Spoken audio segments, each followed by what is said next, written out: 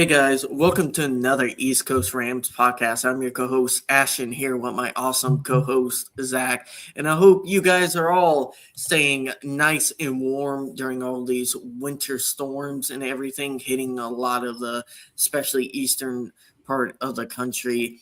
But Zach, this team kind of hit a storm of their own, especially in the fourth quarter, and end up falling short in the NFC Championship. A very it's one of those losses, Zach, where I am not angry, I'm not upset. I'm more disappointed that this team didn't live up to the promise or like the level that I know they could have performed at. I don't know if I am disappointed. I think this team played really well.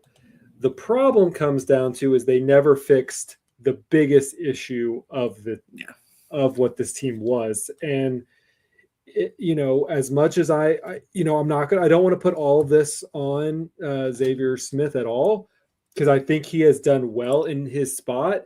Just so happens that he literally had the worst performance of his career on the NFC Championship night, and it fell into special teams. And we have seen special teams fail us for almost every loss that we've had, outside of maybe two.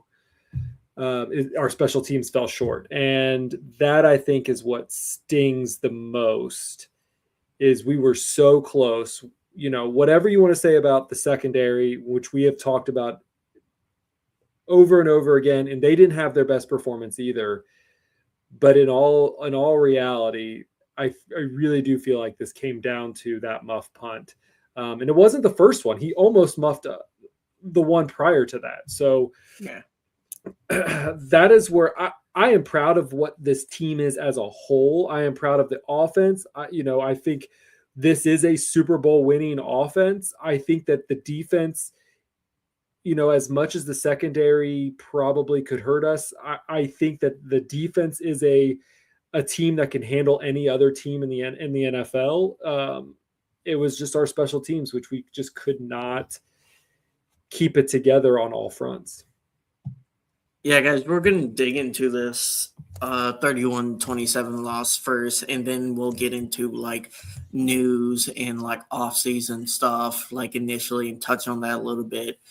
But going into this game, Zach, I kind of think every part of the team contributed to this loss in different ways. The offense had two drives that they could have gone down for to win the game, gone down, and they just couldn't score a touchdown on either of those two drives.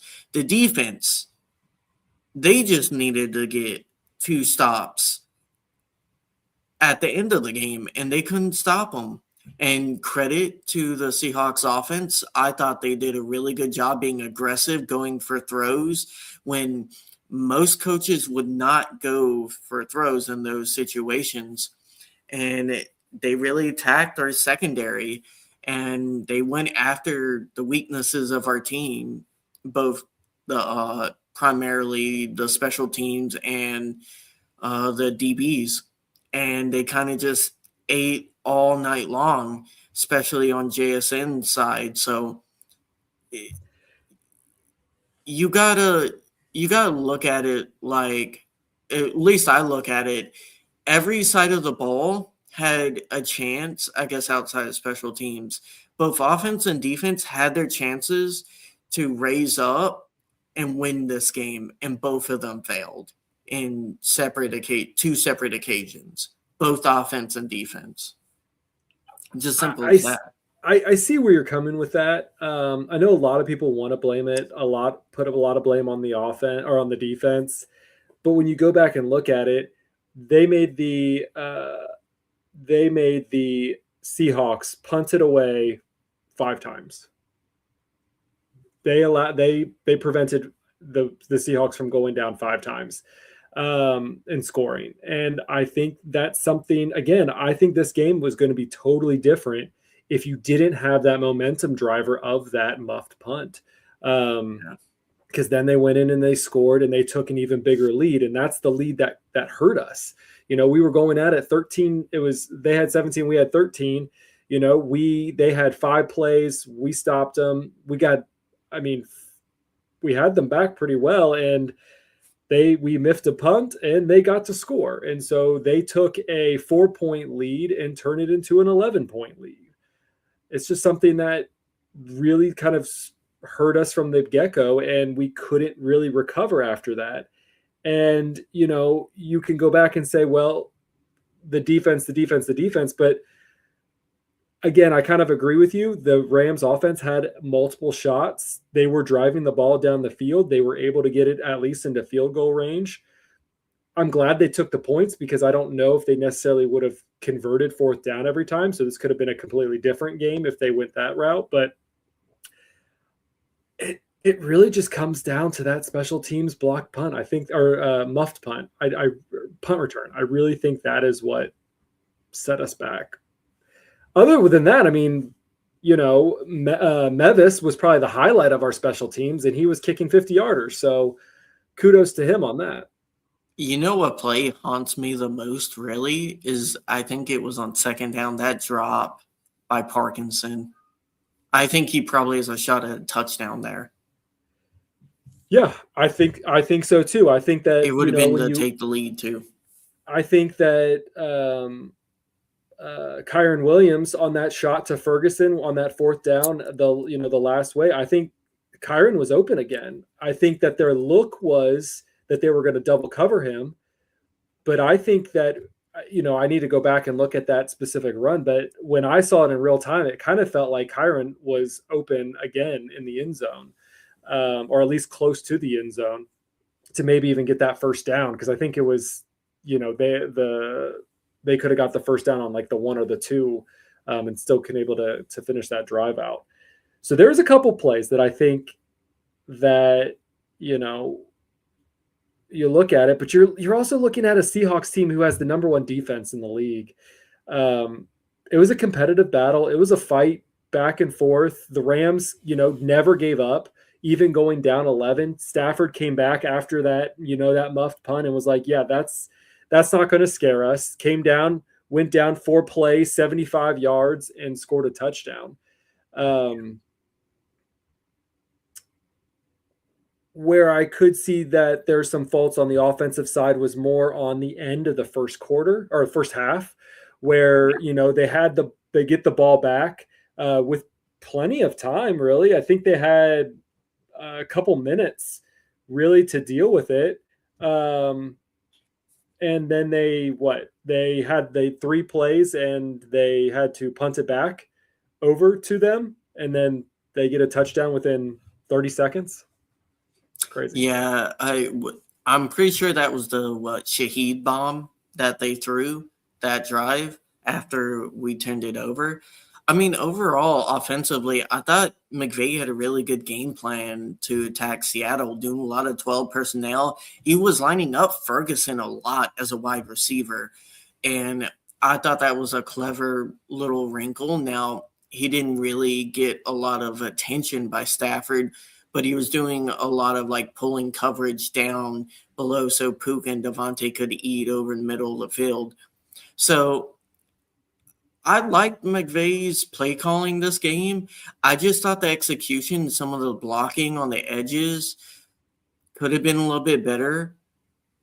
I thought we got a little away from the run game, but I can't blame them too much because it was so hard down the middle. Seahawks were doing a great job there, so you can't get too upset. I thought they should have rode Corum more, because I thought Corum was feeling more explosive, especially after the second quarter, in my personal opinion. He had the most carries. 9 carries. Oh, he didn't have the most. He had the most yards. 9 carries for 55 yards. Kyron had 10 for 39, so they split them pretty evenly. Yeah, I think Kyron had one. If he was a tad bit quicker, he breaks that for a 50, 60-yard touchdown. Safety made a great tackle.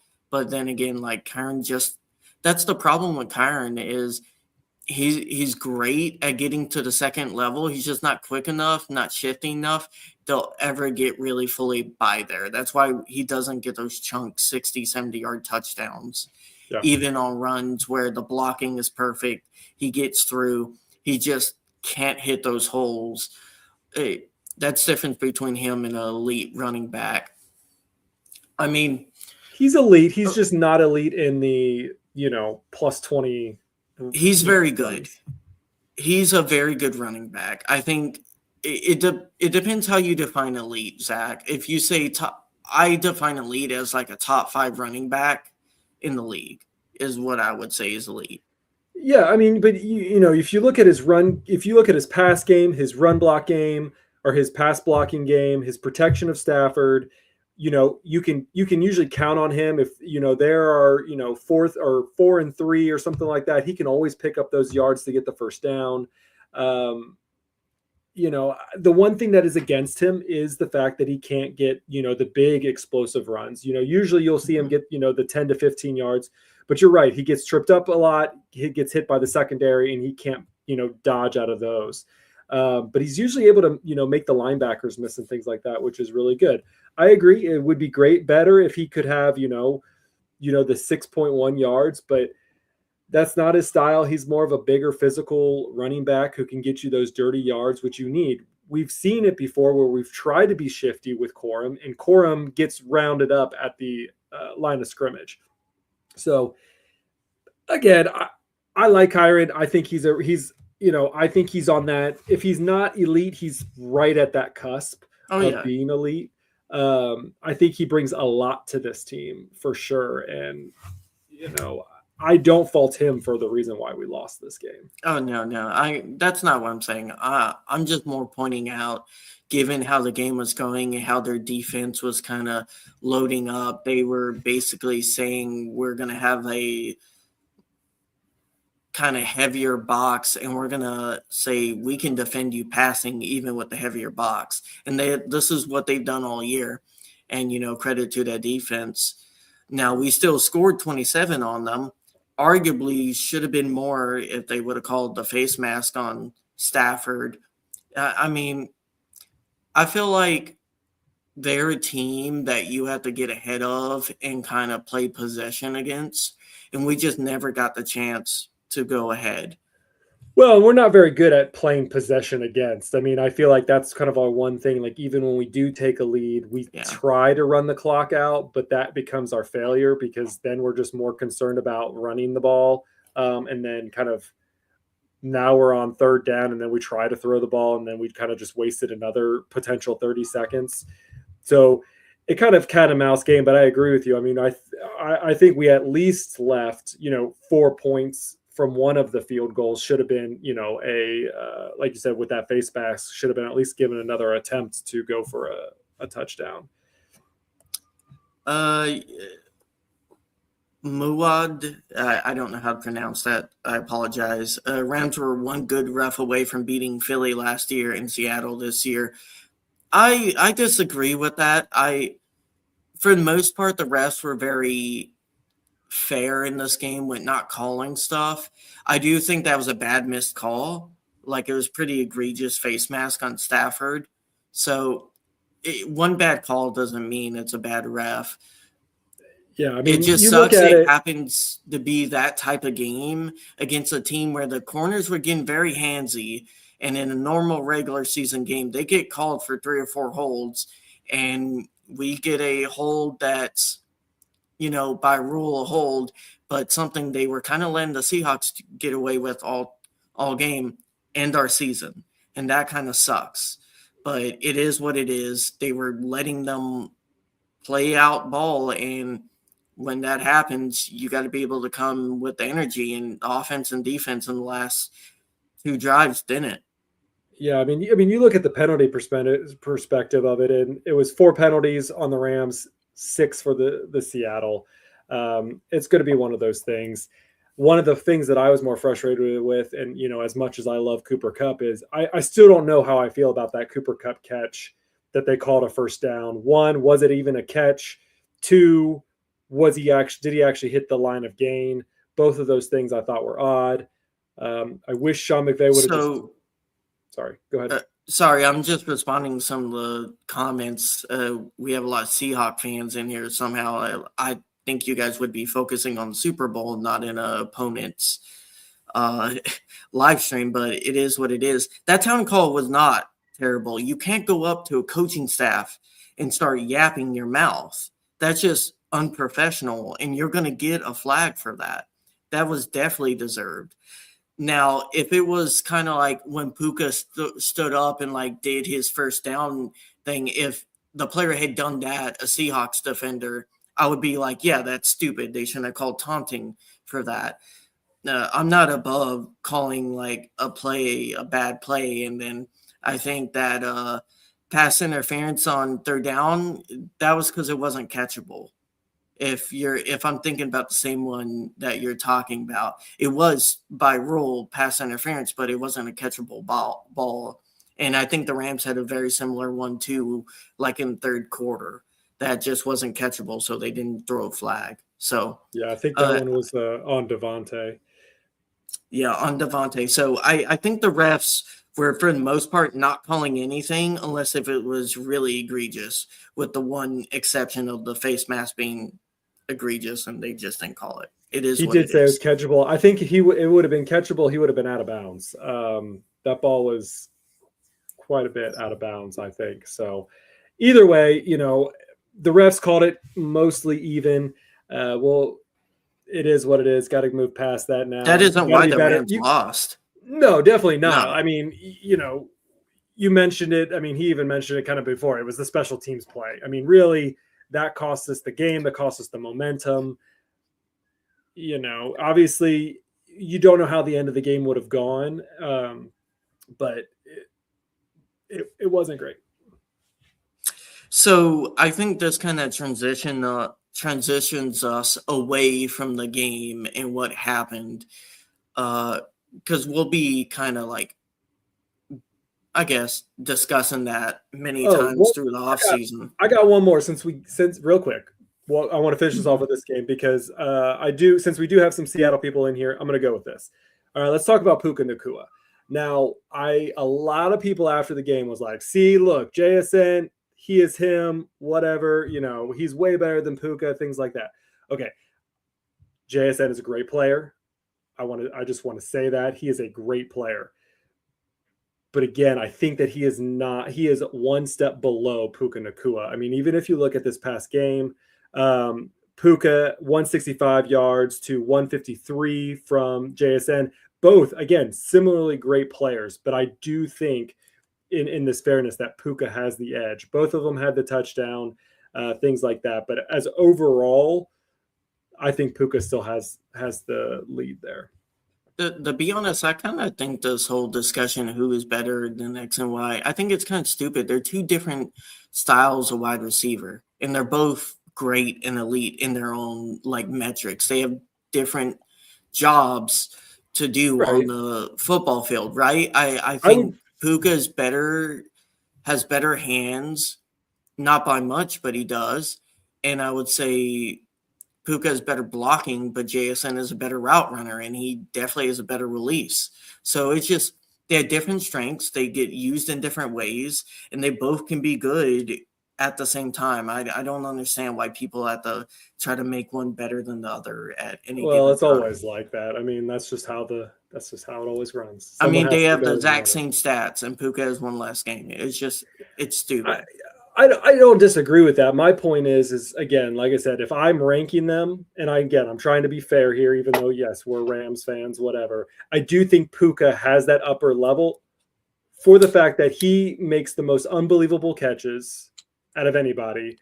And, outside of his ability, he runs like he is like he's a tight end. He's hard to take down. By the time the first person tackles him, he usually can get 4, 5, 6 yards on top of, dragging 2 or 3 people. I mean, even in that game, he caught a ball with 4 defenders pretty much like slamming into him at the same time. It was a very tight window that Stafford threw it into. So that's why when you say you were trying to compare wide receivers, if those two players were on the same team, this team it's almost an unstoppable offense. But that's just where I kind of see things a little bit. Is they're both really, I think they're both the elite. They're both top 5 wide receivers in the league. I do think that Puka has that edge on him. So when you're talking about players like offensive player of the year and things like that, that's what I take into consideration. And I think that's where I would put Puka one stop ahead. Yeah, I mean, I think Clip also brought it up. Like, Jason had a really nice one-hander too, a really fantastic catch. He does that every week too. It just Puka does those one-hander, all that stuff like once or twice every game. I watched Jason for most of the year because I had him on fantasy, and he is really good. But maybe he can get to the level of catching as Puka can, but ultimately it's such a fine difference. You're talking about like difference between the second best, third best wide receiver in all the NFL, right? So it's very small margins. Mode kind of brings up a good point here, Zach. The D-line was struggling against a O-line that hasn't been the best this year and was kind of battered up going into this game. And from everything I saw, Zach, I really thought the D-line was losing in the trenches, especially in the first quarter. They did a lot better in the second and third quarter, bringing pressure and forcing stops. It just sucks because when the secondary is as bad as it was, you really can't give them any amount of time to throw. And if they do, they will find open holes because we have to play entirely zone. We can't play man. No, I do agree with you. Honestly, I think our defense played better this week than they have in the last several weeks, in my opinion. I really think that they had more pressure. They got to the quarterback more. I mean, how many times have we said, like, you're going to have to get to the quarterback. You're going to have to make him pay. Unfortunately, I think one or two of those sacks came way too late in the game. But I think that the defense was getting there, and I think we saw a different defense than we saw the first two games. I will admit JSN was open way too much. But I think our DBs just couldn't stick to him, and I think that's one of the things that really caused us the problem more than that. I mean, you look at it, it was all zone, so. Right, but with our D-line, what we could do is we could stop the run. I mean, only allowing Kenneth Walker 62 yards on 19 carries, that's crazy. For a team that was actually, with Kenneth Walker was doing really well in the run game. And so I don't want to give all of our badness to the D-line, but I do agree that it helped JSN get open more. The chat is going a little wild with speculation. We'll get to that in a second. Zach, do you want to start jumping over some Rams news and getting through that? I think we'll talk about this championship game a decent amount throughout the offseason and things we can learn from it. I mean, obviously the biggest news and the reason why the Rams lost was because of special teams. And so really we're looking at what is that going to look like for the future? And actually today it looks like we may have found our special teams coordinator. So the Rams have been looking at Bubba Ventrone with the Cleveland Browns. It is not official, but it seems like that's pretty much where we are heading. Kind of moving on, since we moved on from Blackburn midway through the season, and now that we are going to we're looking at a new special teams coach. What are your thoughts? Played in Cleveland, or not played in Cleveland, but coached in Cleveland, was with the Indianapolis Colts for a while. He was a special teams player himself, worked with Bill Belichick. What are your kind of initial thoughts? I mean, so his special teams was good with the Colts when he was there, but has been terrible with the Browns. So is that a Browns problem? Is that a him problem? I don't know. I kind of wish it was someone who was a little bit, let's say, hotter coming into this year instead of going with another retread special teams coordinator that has had like good times in the past, but hasn't shown it recently. Like that's what we had with Blackburn. And I think it was frustrating for me, Zach, is how terrible the first year was. And they just didn't move on from this guy. And then you saw a slightly marginal increase. And I thought they should have moved on him from even the second year. Yeah, I mean, we got Cardi, and it seemed like things were getting better when Cardi came aboard. But, you know, it still went downhill from there, and I agree with you. I agree with you on that. It is just shocking how long they waited. Yeah, I mean, we said it going into this year, like, we said it after week 2 or 3. We're like, this special teams is going to cost us games. And it costed us 3 of our 5 losses directly. And then it definitely contributed in this loss. So It is just, we'll see if they hire him. I would hope for someone else or someone in-house or something like that. But I do want to talk about him a little bit because I'm pulling up an article about his kind of tenure both with the Colts and with Cleveland. And so you are not wrong. In Cleveland, it was rough. In 2023, he had the 11th. Their special teams was ranked 11th. In 2024, 25th, and 29th. In 2025, they were ranked 29th. But is that a problem with the team, or is that a problem with the special teams? The 2023 season, when they were ranked 11th, they were 13-3. In 2024, they were 11-6, but then in 2025, they went 5-12. So if you're consistently putting out your special teams to have to kick punts all the time and things like that, is that a reason why you were bad? When he was with the Colts, he had a top 10 team outside of 1 year. And the only year that was the year Andrew Luck bowed out in 2019. So I feel like I'm willing to give this guy a chance. We just need to also make sure that we're not just keeping players because maybe they're cheap or whatever. We need to figure out the special teams, and we need to get players in who we think can make a big difference in the special teams game, making sure that we have protection when we do have to do field goals or punts, making sure that we can get to players and we can tackle them and things like that.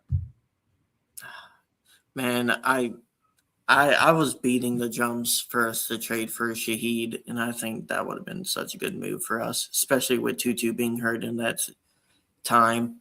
I just don't think with how they were pivoting 13 personnel, they wanted to go after that. No, I agree. And, and honestly, we haven't really had, and again, going back to the Xavier Smith thing, he hasn't really shown us that he couldn't be a punt returner. He was actually, one of the shining spots in the special teams when he could make plays, especially maybe not so much this season, but last season, he was able to, break out and, get some good chunk yards. And there were several times where if it wasn't for a block to the back or some other penalty, he was taking those things, 30, 40, 50 yards plus to the house. Yeah, the blocks, the return units for both punts and kicks this season have been atrocious. We've had 1 or 2 good games in the entire season of like consistently good field position.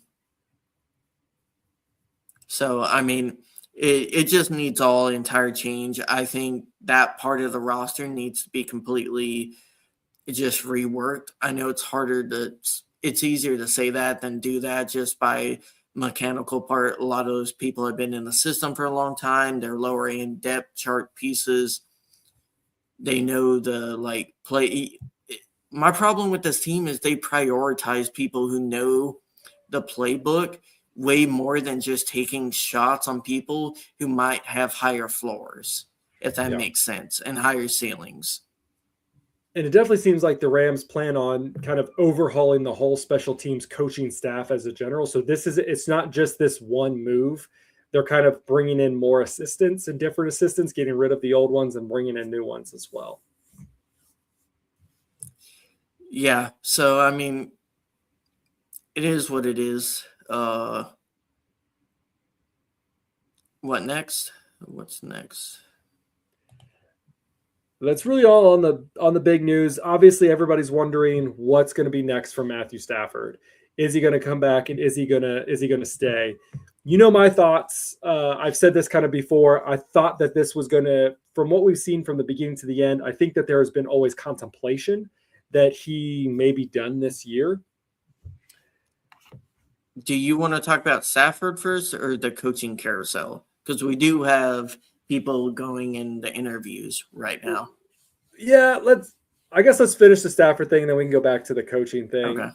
Okay. Since a lot of people kind of mentioned that recently. So I don't know about you. You know me. If you've watched this podcast before, you know that I kind of thought this was Stafford's last year. He's pushing it all. He's putting it out all there. His daughters go to every game. You know, they're really trying to make this kind of maybe one last hurrah. I think that the potential of that NFC game, I feel like this team is a special teams, is one cornerback away from being the best team in the NFL, because realistically, they were one or two of the best teams in the NFL this year. They just happened to face the other 1 or 2 team right before the Super Bowl. So I think that Stafford does come back. Aaron Donald thinks that Stafford comes back. This guy still has a lot of juice in him, assuming that he feels healthy and his back is really good, which so far it seems like it should be fine. I think he's going to give one more shot at this. Yeah, I think he comes back. And if I'm being honest, Zach, I think as long as we have a high seed and we go into the playoffs next year, I think Aaron Donald, he comes back for a playoff run. I'm going to be honest. I don't think he was. I thought he was joking lightheartedly about wanting to play in the game. I don't think he was actually realistically open to that. But I saw a kind of really contemplation of fire in his eyes. He was thinking about possibly doing it. I don't think he would play in the regular season. And I don't think it would be one of those things where he would really want to go through the grind or the regular season.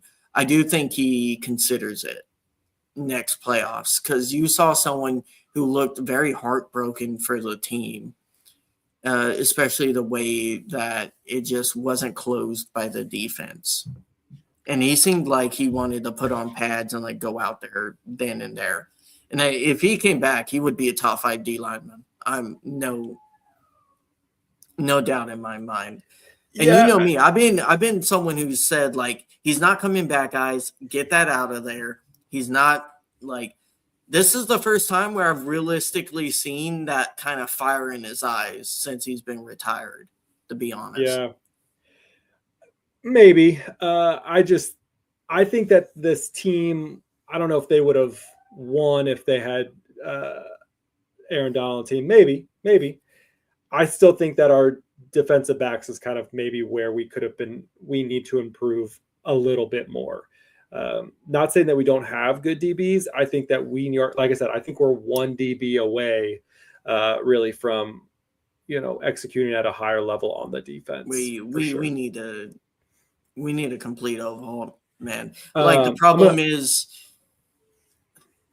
Akello is getting up there in age. He's solid. He's okay, right? He's like an average NFL cornerback. He's like a good number 2.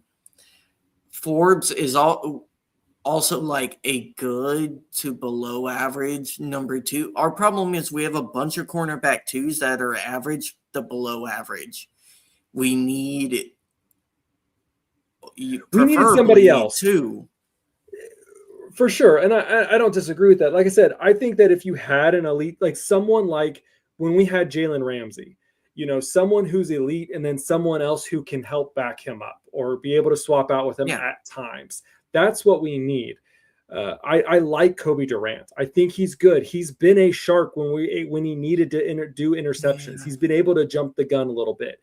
I do like Forbes. I do like all Darius Williams and things like that, and I do like Ahkello Witherspoon. I'm a big proponent of Ahkello Witherspoon. This this team tried to stick with the young guns and not overspend on the defense. They thought they had enough talent that they could get it done with the front. They couldn't get it done with the front. They could get a lot of pressure, but they couldn't also get at home. When they allowed the quarterback to scramble out, they were usually able to make a pass. And that's what you can't have. You need to be able to have a secondary who's able to kind of pick that up and be able to help out as well. Yeah. I mean, I'm happy with the safeties. I think the safeties, Curl and Lake, they've been balling out. They've been playing great, especially given the fact that I personally think a lot of the blown coverages when they have happened have been more on the DBs than on the safeties. Now that's probably not 100% of the time, but the entire safety room I've been happy with. So I guess that can kind of pivot us to Zach, like, where do we both want to see the team go from this point on? And then where do we think the team will end up going? And I guess we can talk about free agency a little bit and draft just vaguely. Yeah. Real quick, kind of finishing up on that topic too. I saw some chats about Joe Burrow. I've also been saying I think Joe Burrow would be a great fit for a Sean McVay offense. The problem is I think Stafford has one more year, and I'm not willing to give it up. The good thing would be is if Joe Burrow stayed with the Bengals one more year and Stafford stayed for one more year, ending his 2-year contract. There's a better chance that, that if the Bengals kind of implode like they have been imploding, that it's a very good chance that could be a reality going into the 2026-2027 season. Hopefully we get a contract extension deal working out with Puka, keeping him on the books for longer. It would be a very interesting timeline for that. So would it be a close one to you if, like, in a year from now, if it was Josh Allen on the block and Burrow on the block, who would you prefer? Who's ever healthier. I think both of those would be a fantastic option to bring onto the team. I think either one of them could really, really be great. I think Burrow might have the edge. Really? Holistically, from what I would say holistically, I think if you take the brain of like Sean McVay, I think could do as much as he's doing with Stafford with a Burrow. Yeah, that's what I would think. I think the IQ is a little bit higher. The football IQ. Josh Allen is such an alien, man. The fact that the problem is he hasn't been surrounded by any talent in Buffalo for most of his career outside of Diggs. They've only given him one weapon the entire time. Like, Shakir is a good wide receiver. They have Kincaid, which they refuse to target in the offense as like a primary pass catcher when he's the best pass catcher in the last 2 years. It's just, I think on a McVay offense with weapons, Josh Allen would be electric. We've seen him single-handedly almost like beat us when he hasn't had a lot around him. So his defense has just failed him. So I don't know how much our secondary would help with that, but like potentially that would be direction. But I don't think Stafford is retiring this year, and if he does, we'll have that conversation then. And sure, Zach, that will be a wild off season. Yeah, I mean, don't just think about it as we would lose Stafford this year too. If Stafford did leave, I think we would also lose Devontae as well. We would lose Devontae. And so keeping them both, they're both under contract for the next year, assuming they want to stay and not retire. That's just better odds. I think if the Rams can get another receiver in the building that is somewhere in that same realm, I think that there could be another big run. I mean, you look at it, I think that they're one receiver away. When they were successful at the 11 personnel, and I don't want them to get away from the 13 personnel and using the tight ends and stuff like that either. But man, if they could get one more receiver in that building to kind of, whether that's a rotational piece or whatever, I think this offense could be even more elite. Yeah, hopefully they do come back, and that kind of helps focus in. At least, hopefully, they get all that stuff figured out before free agency, right? And what would you think about Mike Evans, bringing him on board on top of Devontae? Yeah. I mean, I don't know where our salary cap is with all that, but and how much he would take. He's 32 years old, so he's also getting up there as well. Maybe we could get a deal with him too and have Mike Evans, Puka Nacua, and Devontae Adams. I think Mike Evans would love to be a third wide receiver. That would be crazy. And he's still good and physical. I would say his speed has lessened up a little bit, but he is a nasty route runner, and he is super. He's as physical as Puka. I want to say he's a better route runner than Puka. He's definitely better deep than Puka, in my opinion, running deep routes.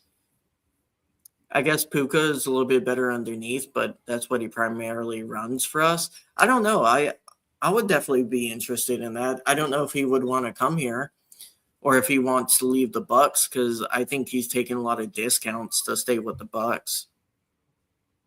Yeah, I think I've seen some mixed things today all around about Baker thinks that he wants to stay, but there's reports that Mike Evans wants to play for a more competitive team.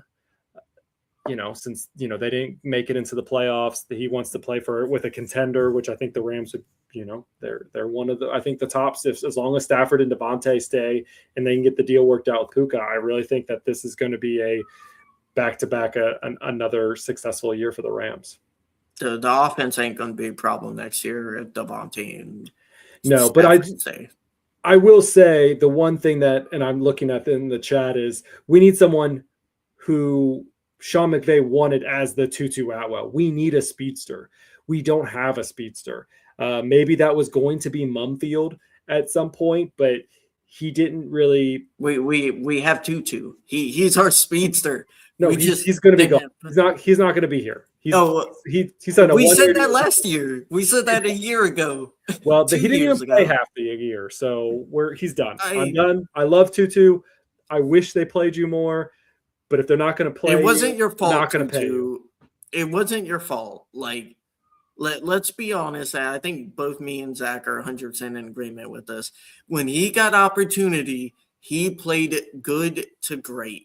He wasn't perfect. He wasn't elite, but he was good.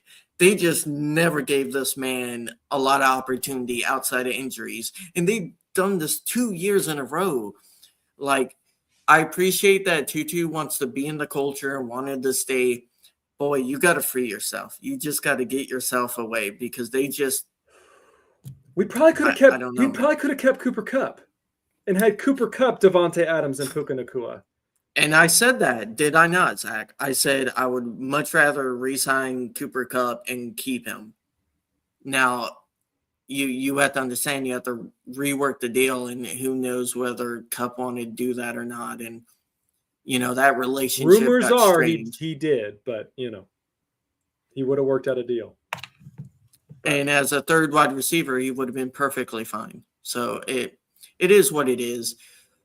If we get Mike Evans, I would be more than happy, but it sucks because Tutu was just never used the way he should have been.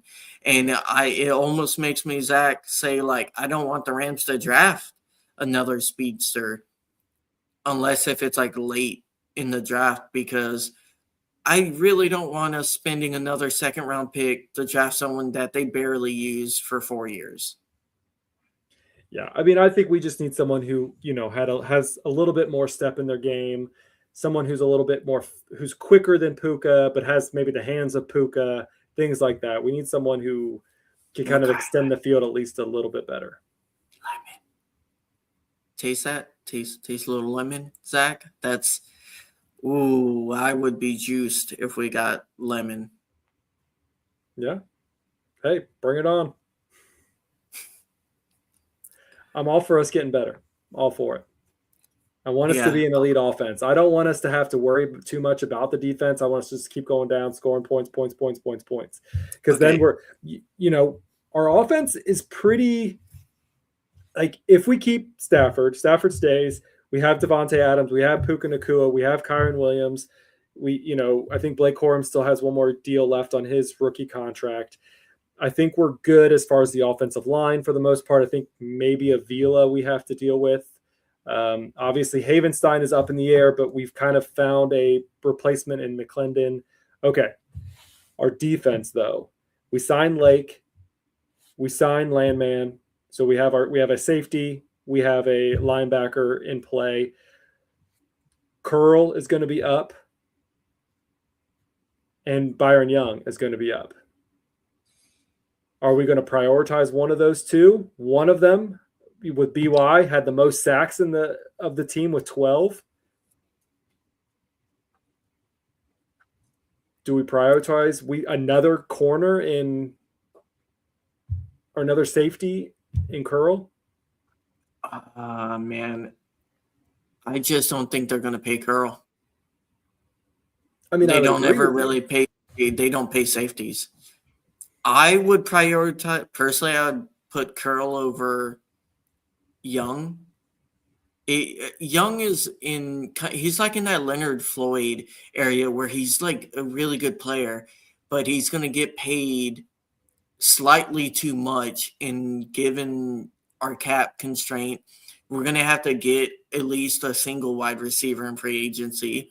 We're going to have to at least get 2 wide receivers overall, 2 to 3 in the next offseason. So how that cap kind of breaks down, I think they're going to prioritize spending that money on offense than defense, personally. But do you think they're going to move on from BY?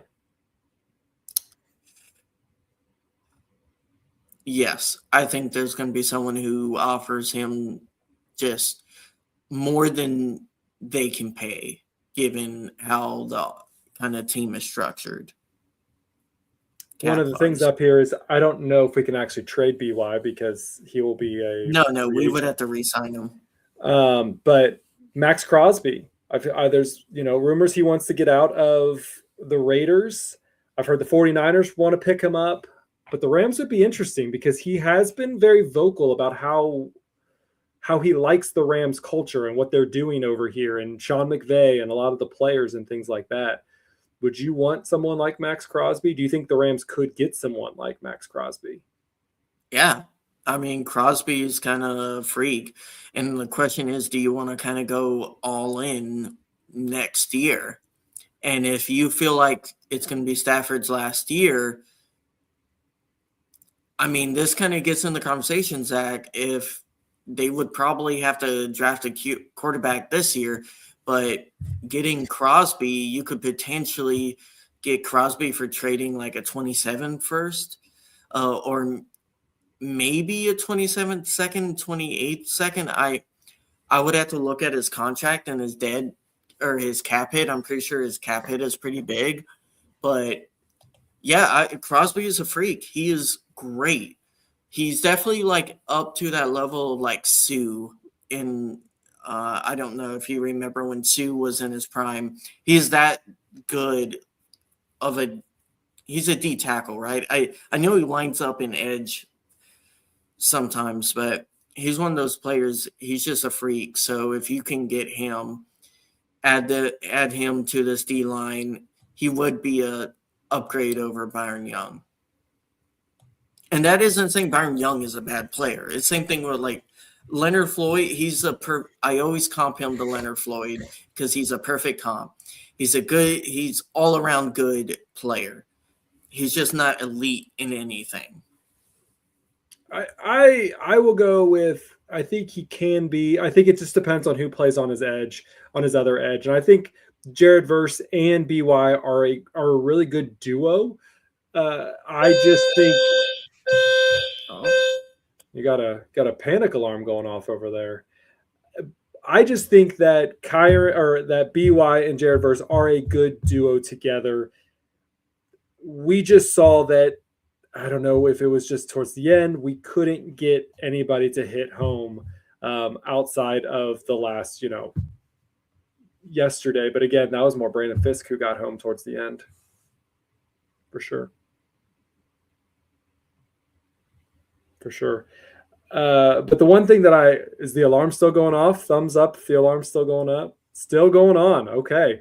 Well, the things that the Rams are really going to need are cornerbacks. Two cornerbacks. When I was kind of doing some research in the Rams Wire, I do like to go see them. One of their two options for going out and getting somebody from another team would be Jamel Dean with the Buccaneers and Jalen Watson with the Chiefs. Both players that have played, when I was reading, it's like, oh yeah, those two would be really great. They both are playing elite at their level for those teams, and to be somebody who really could do a lot of work for sure. That's where I'm kind of, the fire alarm is going off at Ashton's house. All right. Well, fun times there. While we're in this middle of this break, I would definitely make sure, if you guys are watching us live, go to youtube.com/@EastCoastRams and hit that subscribe button. It's a great place for you to continue to watch everything that we do live. We have lots of plans for this off season, so please make sure that you're liking and subscribing and you're hitting that notification bell for all the latest videos and things like that. Ashton, you still working on the alarm there, huh? Oh, normally it goes off until the fire department comes. So I think we're going to have to wrap this up soon.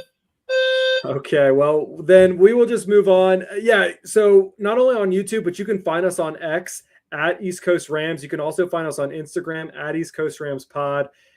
We just love hanging out with you guys. Appreciate everyone who's in the chat, whether I saw some Patriots fans in here, Rams fans, Seahawks fans. Congratulations again to the Seahawks.